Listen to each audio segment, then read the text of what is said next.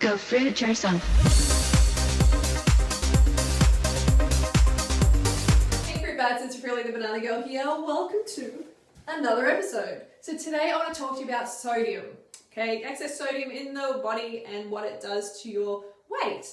Alright, I think I'm pretty qualified on the subject because hey, I'm heading for 34 and I've been eating salt most of my life.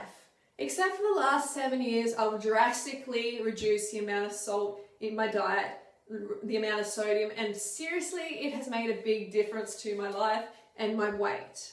So I recommend that you reduce the amount of sodium in your diet to 1,000 milligrams or 1 gram or less per day. You can work that out at Cronometer.com. Like salt retains 100 times its weight in water on your body. And that's pretty huge. I mean, if you're smashing in the salt, you're going to be holding a lot of water weight and it's going to look really jiggly. It's going to look like fat. I have people come up to me and say, oh, how do I get rid of this? You know, and they slap their belly and slap their ass and, you know, so much fat. And I'm like, well, sure, you need to lose some fat, but a lot of that is also going to be water weight. Okay, like the water weight is quite incredible and it looks like fat. You can jiggle it around and it actually looks like fat. So remember that. When you reduce the sodium in your diet, then your body will start to eliminate that excess water. You will find that you start to want to pee all the time. You're like, I need to go again. You're going to start to want to pee a lot.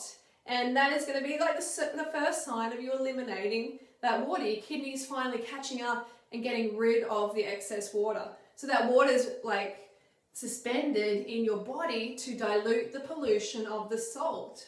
So you actually want that water if you're having that much salt, but ideally you want to bring the sodium down so your body doesn't have to retain that salt at all.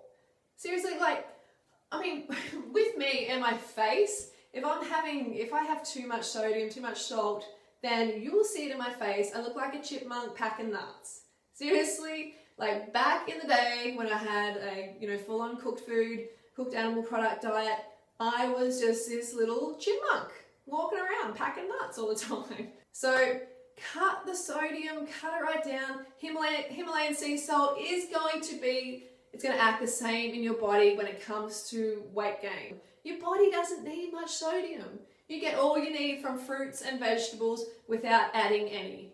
And some people say, oh, but I have a salt craving.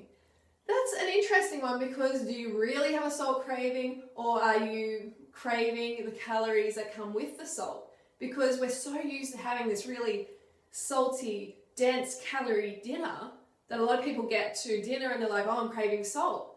Well, you really got to reflect on that and go, well, is it the salt? You know, can I just go and eat a couple of teaspoons of salt now and be satisfied?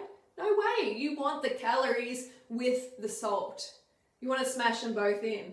And that calorie association is very deeply entrenched. It's like a survival mechanism from your body, you know, because it sends you to the calorie source that it knows is going to keep you alive, the one that it's familiar with. So when you start under eating, remember that. So if you want to get leaner, definitely reduce the amount of salt in your diet. It's all a matter of just getting that balance right. I mean, if I have too much, then the only way to really flush it out is to work out harder. And you know what? I don't want to work out harder. I'm lazy. I would rather keep the sodium low than work out harder.